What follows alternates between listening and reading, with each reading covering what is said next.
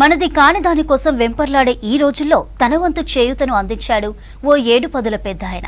అచేతన స్థితిలో ఉండి కూడా బాధ్యతగా తన పింఛన్ను సమాజ శ్రేయస్సు కోసం వితరణ చేసి ఓ సందేశాన్నిచ్చాడు.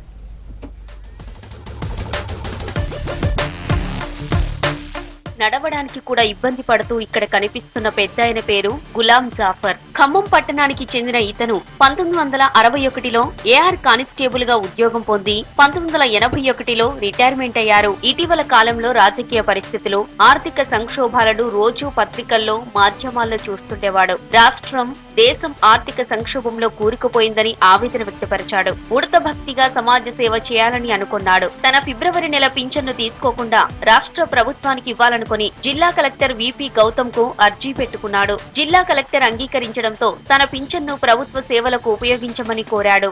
నేను ఒక ఖమ్మం డిస్టిక్ లో రిటైర్డ్ కానిస్టేబుల్ ని. నేను 1963లో డిపార్ట్మెంట్ లో చేరాను. 81లో కంపల్సరీ రిటైర్మెంట్ అయినాను.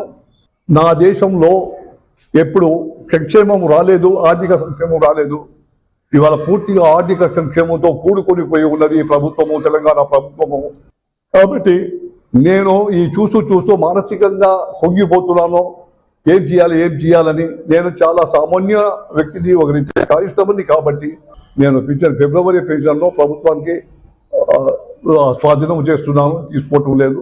దేశానికి కొంతైనా మనం ఇవ్వాలి. మెడికల్, వైన్స్ షాపుల వారు, వ్యాపారులు, రాజకీయ నాయకులు తమకు వచ్చే లాభాల్లో ఎంతో కొంత సహాయం చేసి ఆర్థిక సంక్షోభం నుంచి రాష్ట్రాన్ని, దేశాన్ని కాపాడాలని పిలుపునిచ్చాడు ఈ భారతీయుడు. ఈ తెలంగాణ ప్రదేశ్ యొక్క ప్రజలు వారందరికీ కూడా నా చేతులు జోడించి తల వంచి నేను రిక్వెస్ట్ చేస్తున్నాను. అది కాంట్రాక్టర్లకి, బిజినెస్కి, డాక్టర్స్కి, మెడికల్ షాప్ వాళ్ళకి, బ్రాండీ షాప్ వాళ్ళకి, వీళ్ళందరికీ కూడా నేను రిక్వెస్ట్ చేస్తున్నాను. ఈ దేశాన్ని కాపాడండి అని నేను మీరందరికీ కూడా మళ్ళా ఇంకోసారి చేతులు జోడించి తల వంచి రిక్వెస్ట్ చేస్తున్నాను.